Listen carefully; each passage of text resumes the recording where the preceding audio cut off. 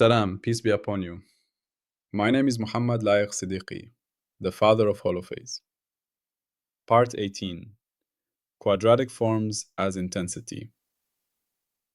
Remember the language we are learning.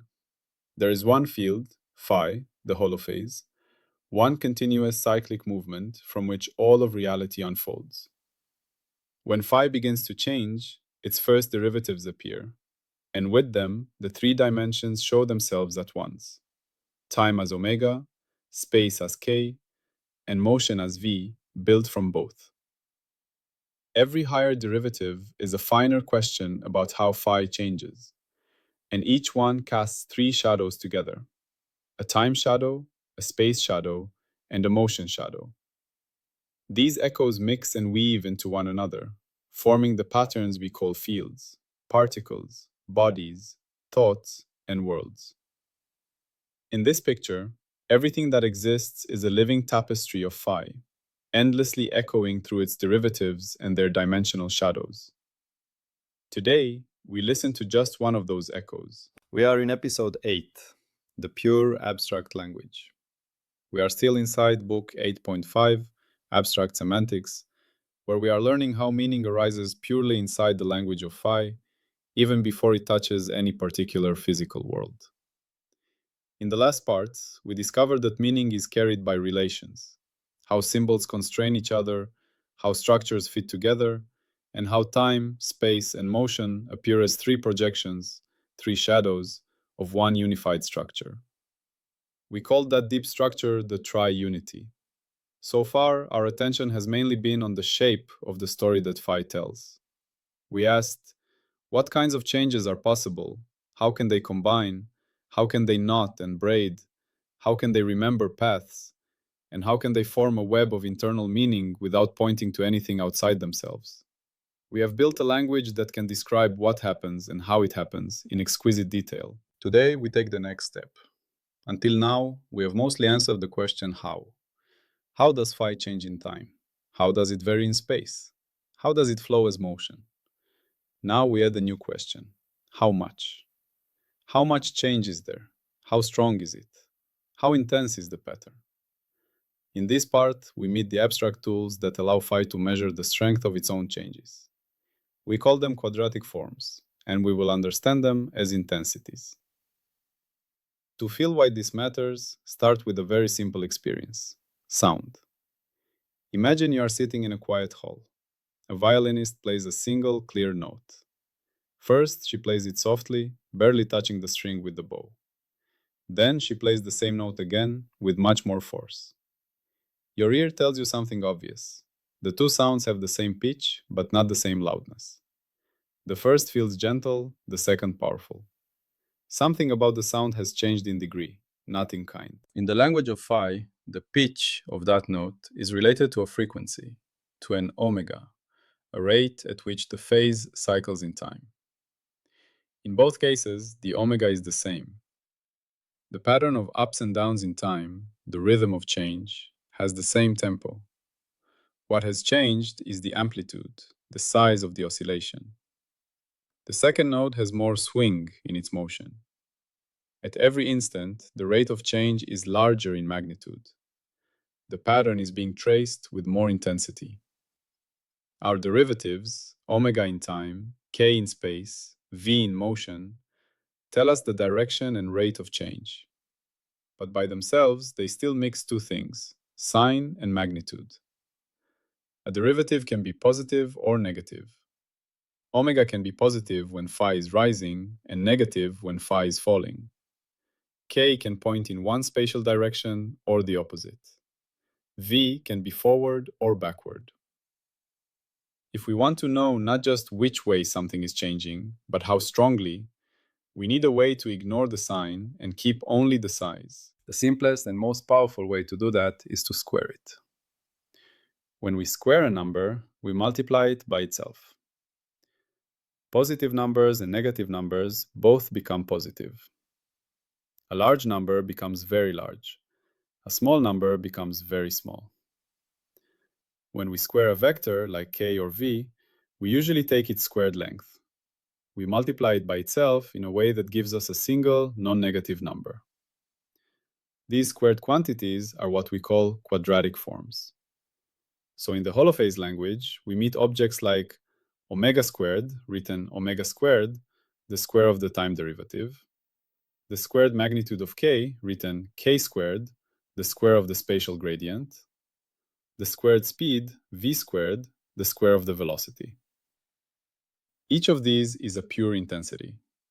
It answers the question, how strong is this change regardless of direction? You might wonder, why not just take an absolute value instead of a square? Why not say intensity is the absolute size of the derivative? In some contexts, we could. But squaring has two huge advantages. First, squaring lets us add intensities from many directions in a clean way. When we compute k squared, for example, we add the squares of the components of k in each spatial direction. This gives us a rotationally fair measure of steepness that does not depend on how we choose our coordinates. Second, squaring naturally appears in many deeper structures, in wave equations, in balance laws, in probabilistic interpretations, where the square of a quantity, not the quantity itself, is what matches observation. Quadratic forms are not an arbitrary choice. They are the simplest measures that respect symmetry and match what we see. In our language metaphor, we can think of it like this. The derivatives, omega, k, v, are like verbs that tell us what is happening. Quadratic forms are like adverbs or adjectives of degree. They tell us how strongly it is happening. When we say the wind blows, we have described the kind of change. When we say the wind blows gently or the wind blows violently, we have added intensity. When we say the river flows, we have described motion. When we say the river flows slowly or the river flows fiercely, we have added intensity. Quadratic forms are the abstract way the phi language says gently or violently inside itself. We are not yet talking about energy. That word will come later. And in the holophase framework, energy is not a substance, but a tally, a way of counting how strongly phi is changing in certain patterns.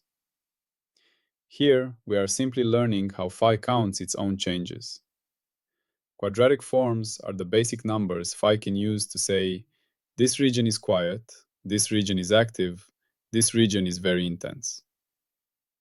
Let us walk more slowly through each of the three projections, sequence, coexistence, and transformation, and see how quadratic forms look in each. First, the sequence projection, which we later interpret as time.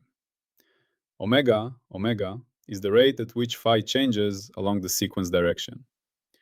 If omega is 0, phi does not change along that direction.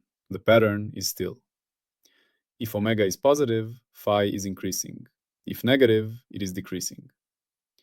But if we square omega and look at omega squared, we forget about the direction and keep only the magnitude.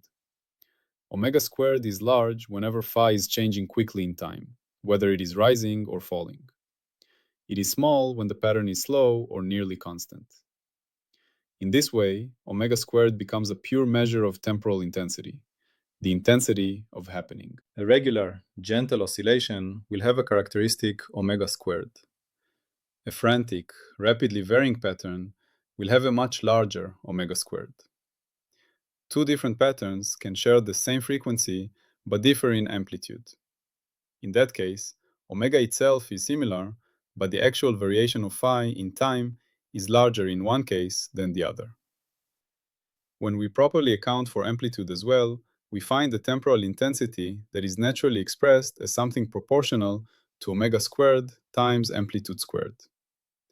The key idea is that the strength of temporal activity is captured by a quadratic measure of variation, not by the raw derivative alone. Second, the coexistence projection, which we later interpret as space. The gradient k is a vector that points in the direction where phi increases the fastest. Its magnitude k tells us how steep the change is. If k is small, the landscape of phi is gentle and smooth. If k is large, the landscape is sharp, like a cliff or a spike. When we form k squared, we again get a pure non-negative number. It tells us how intense the spatial variation is in that region. A region where phi changes only slowly from point to point has small k-squared. A region where phi jumps quickly over a small distance has large k-squared. Again, the sign and direction are forgotten, only the strength of variation remains. You can picture this with hills and valleys. Imagine a rolling landscape with gentle hills. Here, k-squared is small almost everywhere. Now imagine a landscape with deep ravines and jagged peaks. Here, k-squared is large in many places. The derivative k tells you uphill versus downhill and in which direction to walk. K-squared tells you how dramatic the terrain feels under your feet. That dramatic quality is a spatial intensity. Third, the transformation projection, which we later interpret as motion. The velocity v describes how a pattern of phi moves as we follow it along the sequence direction. If a pattern drifts steadily across the manifold, v tells us its direction and speed. If we square the speed and form v squared, we get a pure measure of motional intensity. A slow drift has small v squared. A fast rush has large v squared. If the pattern stands still, v squared is 0. Again, direction and sign are removed. We keep only how much motion there is. Collecting these, we see that quadratic forms naturally give us three families of intensity. Temporal intensity, how strong the happening is, related to omega squared. Spatial intensity, how sharp the patterning is, related to k squared. Motional intensity, how vigorous the flow is, related to v squared. Inside the pure abstract language, these are just numbers that phi can compute about its own behavior. They live at each point or region as part of the semantic description.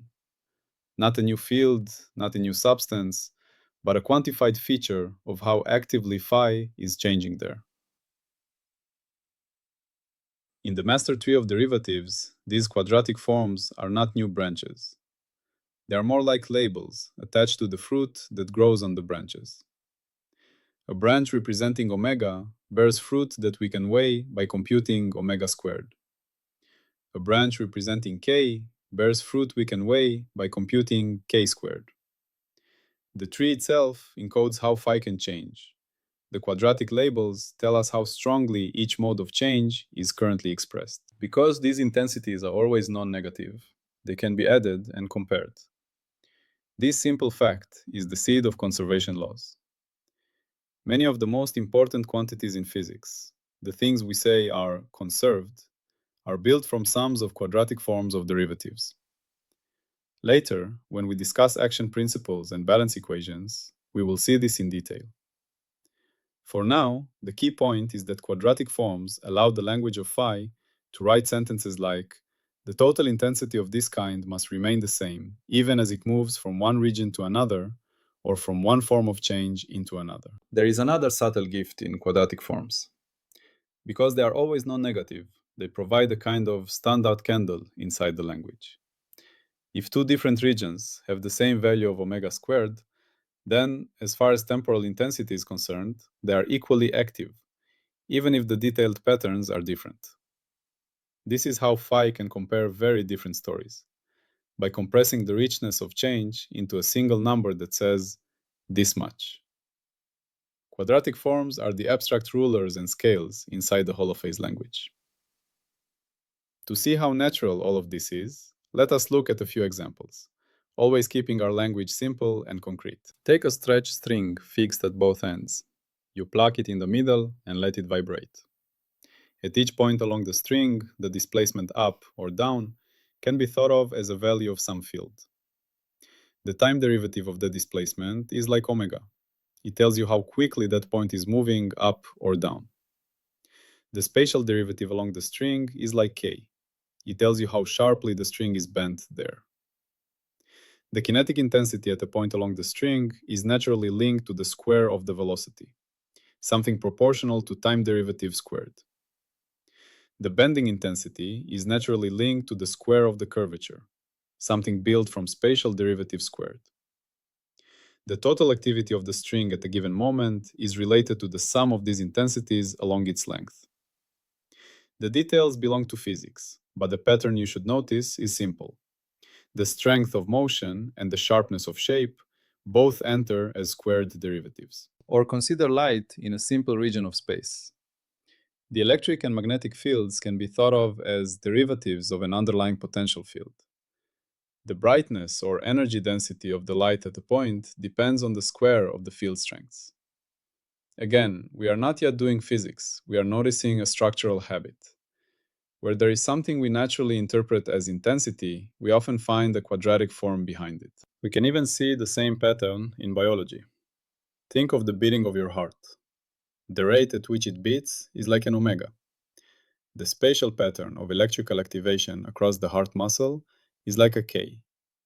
The overall intensity of your heart's activity, how forcefully it pumps blood, is not simply proportional to the rate alone or the spatial pattern alone, but to something closer to the square of both together, a measure of coordinated, strong change across many cells. When the heart flutters weakly, the underlying derivatives are small. When it beats powerfully, their effective intensities are large. In technology and information systems, the same idea appears. The strength of a Wi-Fi signal at your phone is related to the square of the electric field amplitude of the radio wave. The throughput of a data stream in a cable depends not only on the presence of a changing signal, but on its amplitude and rate in a way that often scales like a square.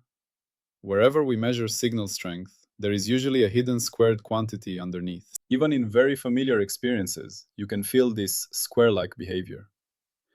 When you hear a sound twice as loud, the physical amplitude is not just doubled.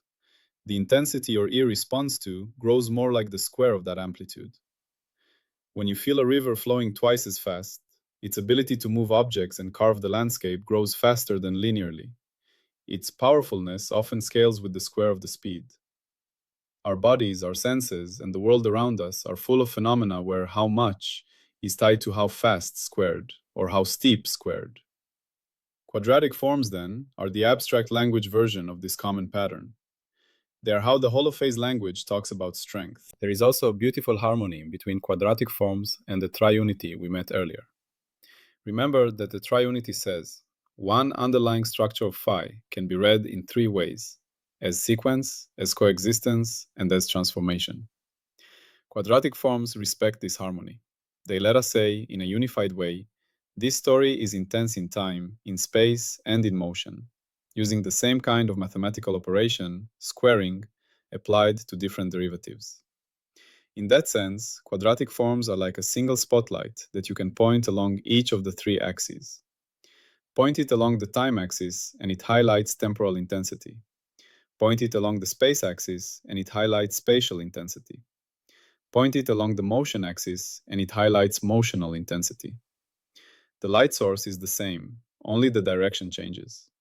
This is one more way in which the holophase language remains unified even as it splits into different projections. Now, because this series is not just a story, but a scientific program, we must connect this idea of intensity to falsifiability, to ways it could, in principle, be wrong or too narrow. The holophase framework makes a strong suggestion. Whenever we encounter a physical quantity that measures activity, strength, or capacity to have an effect, anything we might loosely call energy, power, tension, stress, or intensity, we should be able to express it, at least in principle, in terms of quadratic or simple polynomial combinations of derivatives of some underlying phi-like field. That is, intensities in nature should resolve into intensities of change in the holophase. To test this, we look at real systems.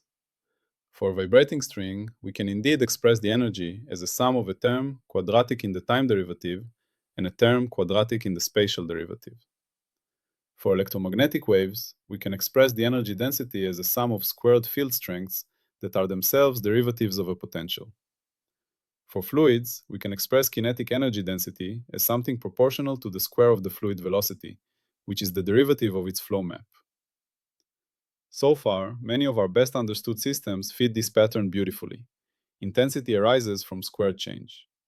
We can sharpen this as a falsifiability test. Imagine that future experiments reveal a new, fundamental contribution to the behavior of the universe. A measurable, stable, background intensity that influences motion, but that cannot be tied to any pattern of change. Suppose every attempt to express this intensity as a quadratic combination of derivatives fails.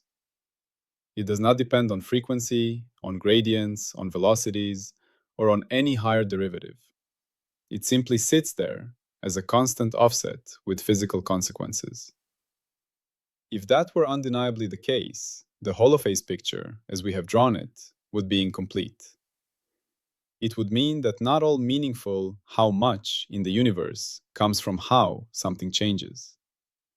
We would then have to expand the language, perhaps by allowing intensity to be tied not only to derivatives, but also to more global properties or new structures.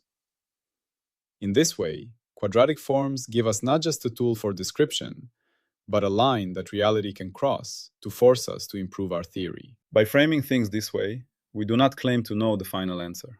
We simply state a clear, testable hope that all meaningful intensities in the universe are intensities of change of one underlying field. If this hope holds across more and more domains, the holophase picture gains strength. If a clear counterexample appears, the picture must evolve. If you want to see how this idea appears in formal mathematics, in Lagrangians, in Noether's theorem, in stress-energy tensors, you can search for holophase on Zenodo. There you will find the scientific papers that this audio journey is built on, where quadratic forms are treated with full technical precision. Before we close, let us return to your own experience and develop a simple recognition skill. Whenever you feel that something is strong or weak, ask yourself, is there an underlying rate or gradient that this strength might be the square of? When you feel the warmth of sunlight on your skin, there is an intensity of radiation hitting you. Beneath that, there are oscillating fields with certain amplitudes and frequencies. The warmth is tied to a quadratic measure of those oscillations. When you listen to a crowd cheering, there is a loudness that fills the stadium. Beneath that, there are pressure changes in the air, derivatives in time and space, whose squared amplitudes give a measure of acoustic intensity. When you watch a waterfall, there is a sense of power as the water crashes below. Beneath that, there is a speed, a height, and a flow rate. The destructive or generative potential of that waterfall is tied to something like the square of the speed times the amount of water. Even in your inner life, you can feel something similar. A passing thought is like a small ripple in phi, a moderate change, small intensity. A deep conviction or a powerful emotion feels like a large, sustained oscillation. The amplitude of your inner field is large, and so is its intensity. We do not need to reduce inner life to equations to appreciate the analogy. The more your inner patterns swing, the more intense they feel. You can turn this into a small daily exercise. When you notice weather, ask, where is the change and where is the square of the change? When you go for a walk and feel your heartbeat increase, ask, what has grown is not just the rate, but the squared intensity of your body's rhythmic change. When you speak passionately and hear your own voice grow louder, recognize that the microphone, the air, and your ears are all responding to squared amplitudes of vibration. It is also important to clear a common misunderstanding. When we talk about intensity in this abstract sense, we are not making a moral judgment. A large quadratic form does not mean good or bad. It simply means strong or weak. A gentle breeze with low intensity can be beautiful and life-giving.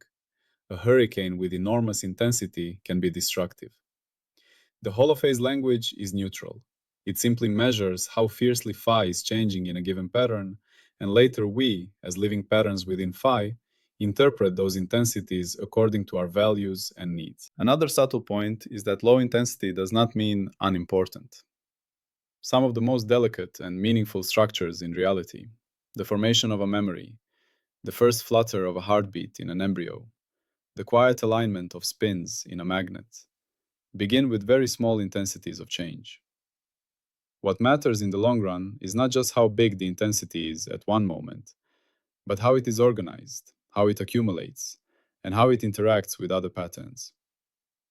Quadratic forms tell us the raw strength. The story of how that strength is used belongs to the higher layers of the language. Seen in this light, quadratic forms prepare the ground for what comes next in our journey. Once the language can measure intensity, it can begin to compare entire histories. This path has more total intensity than that one. This configuration requires less cumulative effort than another. From there, it is only a short step to the idea that the actual history a system follows is the one that makes a certain total intensity, a certain action, as small as possible. That is the doorway to the principle of least action, which we will meet soon. We end, as always, by zooming out. There is still only one field, phi, and its infinite tower of derivatives. We have not added new substances, new ingredients, or new hidden energies. What we have done is allow phi to speak not only about what is happening and how it is happening, but also how much it is happening. Quadratic forms are the language of intensity inside the holophase. They are the bridge between pure relational structure and quantitative measure. In Episode 8, we are completing the pure abstract side of this language. We have built its alphabet, its grammar, its topology, its internal semantics, its triune projections, and now its intensities. In the coming parts, these intensities will be woven into larger principles, like least action and balance laws, and only then will we carefully attach them to the physical word energy, understood not as a stuff, but as a systematic tally of how strongly phi dances through time, space, and motion. For now, as you move through your day, try to notice intensity as change squared. When you see something powerful, ask, what is changing here? And how might its strength be linked to the square of that change? As you practice this, you begin to think with the measuring mind of the holophase, seeing the world not just as a tapestry of patterns, but as a tapestry of patterns with varying brightness. Each brightness, a whisper of phi, telling you how intensely it is speaking there. As we continue to climb the holophase master tree of language, remember how far we have traveled. From the letter phi to its derivatives, to the triunity, and now to intensities. Each step makes the language clearer, richer, and more measurable. Carry this new way of seeing into every example ahead.